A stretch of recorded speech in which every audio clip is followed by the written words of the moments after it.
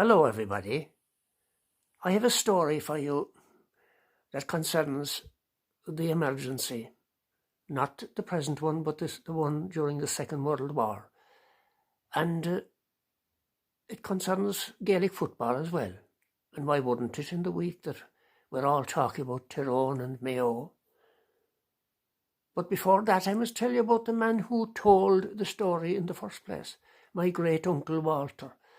Walter, you see, was a sort of a man that, how would I put it, he never told a deliberate lie, but you couldn't always depend on him for the truth.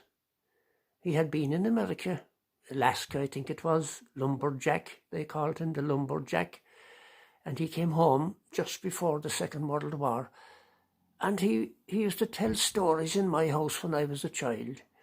And one night he was telling about the time that, as he called it, our crowd west were playing the other crowd east in a football competition. And of course, west and east were always used in case you'd expose where exactly you were talking about. And he said it was the time there was no fuel to be got for cars or lorries or buses, and the game was delayed until the month of November. It was the final, a tournament game. The prize that time used to be a suit linked. That was it for every one of the team. And it was into the month of November, cold, damp, hard weather. And the game was arranged for east. So the crowd west had to gather a team, and they had to procure a lorry to bring them east. But it being a Sunday, and the owner of the lorry was a sort of a conscientious Christian, he wouldn't break the Sabbath. So the only one, says Uncle Walter, the only one to drive the lorry was myself, and I packed the 15 players into the truck, and east we went. And it was, I'm telling you, a tough game, and there I was on the sideline with my lumberjack boots on me, trying to motivate the team. But there were a dirty crowd, the crowd east. And coming into the second half of the game, we were behind. We were badly behind. And Walter had the whole crowd in our kitchen in the palm of his hand as he described the game. He says there was coming towards the end of the game, we were behind by a goal, about 2 minutes to go, said he. And our full forward, not naming him of course, our full forward went down, a dirty stroke by the full back from the other crowd east. And he wasn't getting up.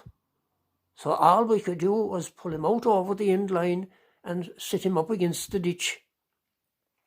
We had no subs. And what were we to do? I was put in myself, said Uncle Walter, at the age of, was it 56? 56, he said, at the age of 56. Well, said I to myself, I'll go in all right, but I'll have to take off the boots. Off went the lumberjack boots and threw them over by the ditch beside the injured player. And I said to myself, a minute or two to go, I'll have to go out to the middle of the field. I had a fair jump in me. Up I went for the next ball, and I gathered it to the surprise of everybody on the pitch. And I shouldered, and I shimmied, and I ducked, and I dived, and I headed for the goal, and I drew one kick on the ball with my bare foot, and I scored, and we won the match, said Uncle Walter. Connie Con was in the kitchen, and he said he knew that Walter could exaggerate slightly. He said, Walter, I thought you said we were behind by a goal and you scored and won the match. How could that be? Well, says Uncle Walter, at the time, you know, footballs weren't in the best of condition. You had a bladder inside and a bad old leather on the outside. And the ball struck the crossbar with such a wallop. He said the ball burst and the leather went over the bar and the bladder went under the bar. And the referee said, that deserves a goal and a pint. and that's how we won the match.